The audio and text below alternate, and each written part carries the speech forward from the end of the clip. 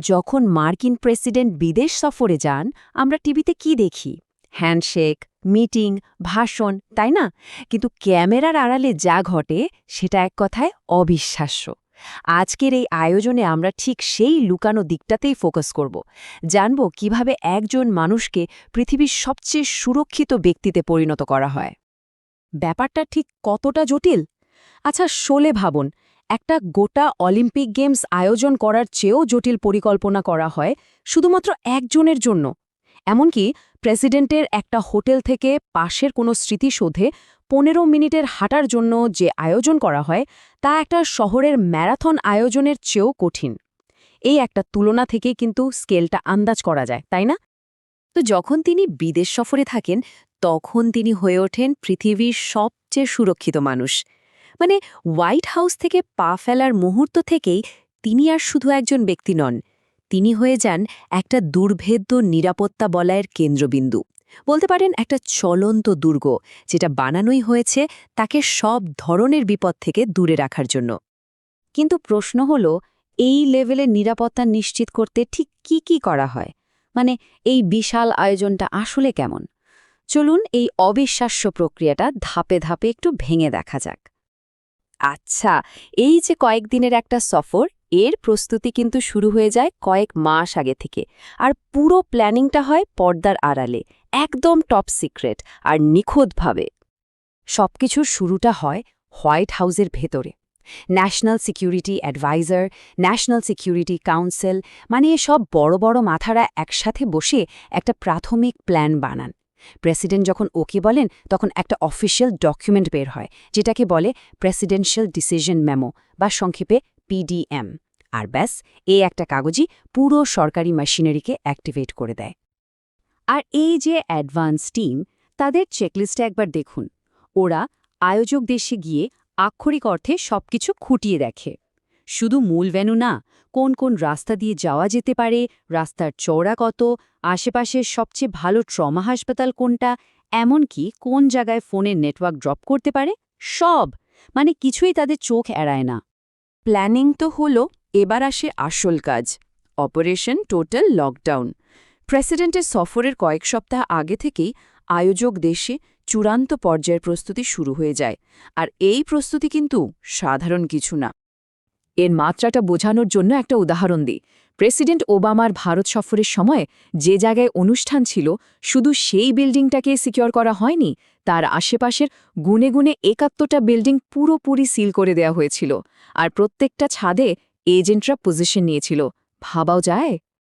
ব্যাপারটা শুধু hi tech threat নিয়ে নয়, লো টেক বিপদও মাথায় রাখা হয়।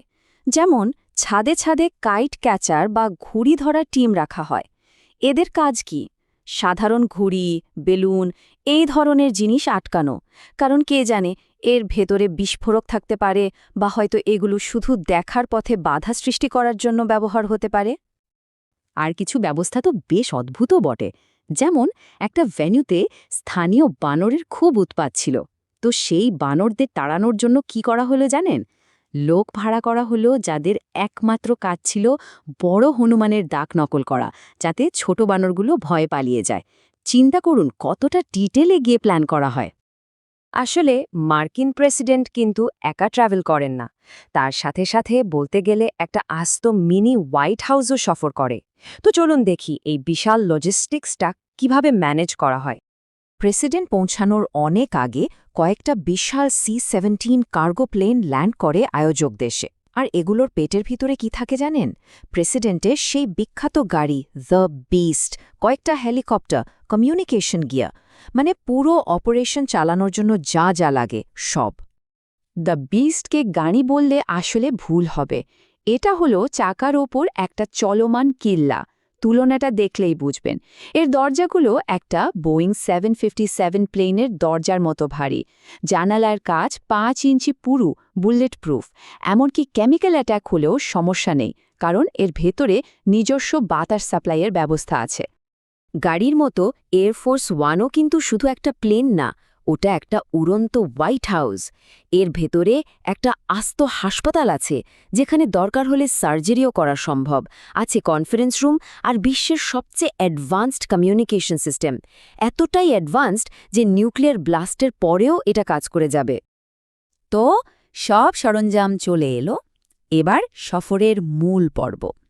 প্রেসিডেন্ট যখন মাটিতে নামেন, মানে এয়ারপোর্ট থেকে হোটেলে যান বা এক জায়গা থেকে আরেক জায়গায় যান, তখন তাকে ঘিরে তৈরি হয় একটা চলমান নিরাপত্তা বলয়, যেটাকে বলা হয় প্রেসিডেন্সিয়াল বাবল। এই প্রেসিডেন্সিয়াল মোটরক্ষেতটা হলো একটা নিখুঁতভাবে কোরিওগ্রাফ করা গাড়ির বহর। এখানে প্রত্যেকটা গাড়ির একটা নির্দিষ্ট রোল আছে। আর সবচেয়ে মজার ব্যাপার কি জানেন? এই বহরে সব সময় দুটো একই রকম বিস্ট থাকে, একেবারে হুবহু এক। ফলে বাইরে থেকে কারো পক্ষে বোঝা প্রায় অসম্ভব যে প্রেসিডেন্ট আসলে কোন গাড়িটার ভেতরে আছেন। এই পুরো সিকিউরিটিটা আসলে 7টা স্তরে সাজানো, অনেকটা পেঁয়াজের খোসার মতো। বাইরের লেয়ারগুলোতে থাকে স্থানীয় পুলিশ, মিলিটারি, কিন্তু যত ভেতরে যাবেন নিরাপত্তা তত বাড়তে থাকে। আর একদম সেন্টারে প্রেসিডেন্টের গা ঘেঁষে একটা মানব বর্ম তৈরি করে থাকেন 300 জনেরও বেশি এলিট সিক্রেট সার্ভিস এজেন্ট। এই নিরাপত্তা ঠিক কতটা গভীরে যায় তার সবচেয়ে অবাক করা উদাহরণটা হয়তো এটা। জানেন কি, প্রেসিডেন্টের টয়লেট সিট পর্যন্ত আমেরিকা থেকে নিয়ে যাওয়া হয়। আর এটা কিন্তু শুধু আরামের জন্য না, আসল কারণ হলো গোয়েন্দাগিরি ঠেকানো। কোনো দেশ যাতে প্রেসিডেন্টের ডিএনএ বা স্বাস্থ্য সংক্রান্ত কোনো তথ্য না পেয়ে যায়, সেজন্য তার সব বায়োলজিক্যাল ওয়েস্ট, মানে বর্জ্য, একটা স্পেশাল কন্টেনারে সিল করে প্লেনে করে আবার আমেরিকায় ফেরত নিয়ে যাওয়া হয়। অবিশ্বাস্য, তাই না? তো এত সব আয়োজন, এত নিরাপত্তা, এর পেছনে খরচটা কেমন? চলুন এবার এই নিশ্ছিদ্র নিরাপত্তার আর্থিক দিকটা একটু দেখা যাক। হোয়াইট হাউস কখনোই অফিসিয়ালি খরচের হিসাবটা জানায় না, কিন্তু একটা রিপোর্ট বলছে প্রেসিডেন্ট ওবামার ভারত সফরের সময় প্রতিদিনের খরচ ছিল প্রায় $200 মিলিয়ন। শুধু একবার ভাবুন অঙ্কটা। এই একটা সংখ্যাই কিন্তু পুরো অপারেশনের বিশালতাটা চোখে আঙুল দিয়ে দেখিয়ে দেয়।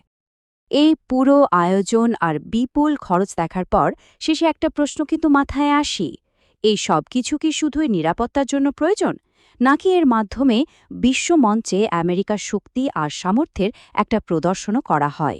উত্তরটা হয়তো এই দুটোর মাঝামাঝি কোনো একটা জায়গায় লুকিয়ে আছে। ভাবার বিষয়, তাই না?